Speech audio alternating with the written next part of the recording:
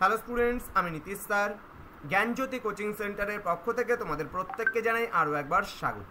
তো স্টুডেন্টস, আজকে আমি তোমাদেরকে পড়াবো জনঘনত্বের বৈশিষ্ট্যগুলো সম্পর্কে। এর আগে তোমাদের জনঘনত্ব কাকে বলে সেই সম্পর্কে আলোচনা করেছিলাম। তো আজকে আমি তোমাদের আলোচনা করব জনসংখ্যার ঘনত্ব বা জনঘনত্ব কাকে বলে, বৈশিষ্ট্যগুলো।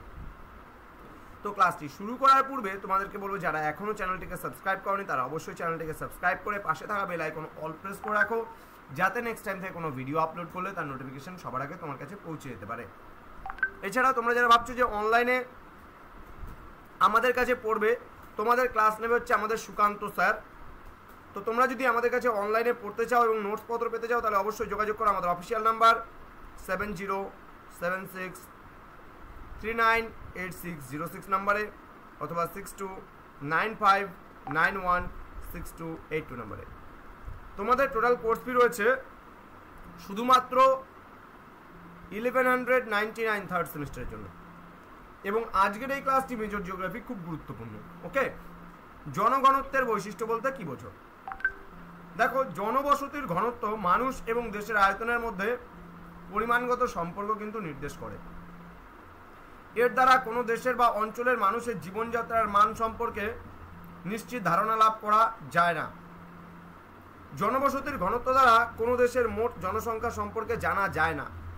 চীনের জনসংখ্যা প্রায় 134 কোটি, কিন্তু সে দেশের জনঘনত্ব মাত্র 141 জন প্রতি বর্গ কিলোমিটারে। ভারতের জনসংখ্যা 2011 সালের সেন্সাস অনুযায়ী 121 কোটি, বেশি, কিন্তু জনঘনত্ব 382 জন প্রতি বর্গ কিলোমিটার অনুযায়ী কিন্তু ছিল।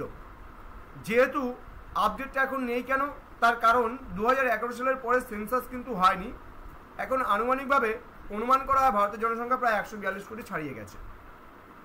তাহলে জনসংখ্যা দেখে যে জনঘনত্ব সম্পর্কে জানা যাবে এমনটা কিন্তু নয়, বা জনঘনত্ব দেখে যে জনসংখ্যা বিচার করা যাবে এমনটাও কিন্তু নয়। ঠিক আছে? তো বলছে চীনের জনসংখ্যা পৃথিবীর মধ্যে সর্বাধিক হলে ভারতের তুলনায় চীনের জনঘনত্ব কিন্তু কম। কিন্তু এখন বর্তমানে ভারতের জনসংখ্যা পৃথিবীর মধ্যে সব থেকে বেশি। এবার জনবসতির ঘনত্ব দ্বারা কোনো দেশের মানুষের জীবনযাত্রার মান সম্পর্কে ধারণা করা সম্ভব। আমেরিকা যুক্তরাষ্ট্রের উত্তর পূর্বাঞ্চল বা ইউরোপের উত্তর পশ্চিমাঞ্চল অত্যন্ত ঘনবসতিপূর্ণ। এসব অঞ্চলে মানুষের জীবনযাত্রার মান অত্যন্ত উন্নত।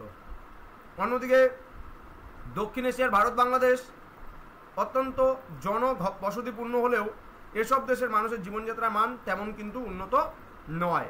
হ্যাঁ, তো বলছে জনঘনত্ব দ্বারা কোনো দেশের জনবসতির প্রকৃত বন্টন সম্পর্কে সুস্পষ্ট ধারণা লাভ করা যায় না। চীনের জনসংখ্যা বিশ্বের মধ্যে সর্বাধিক, কিন্তু এই দেশের জনঘনত্ব প্রতি বর্গ কিলোমিটারে মাত্র 141 জন।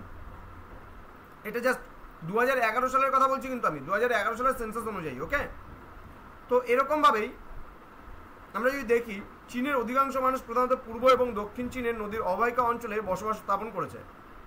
উত্তর ও পশ্চিম চীনের জনসংখ্যা অধিক নয়।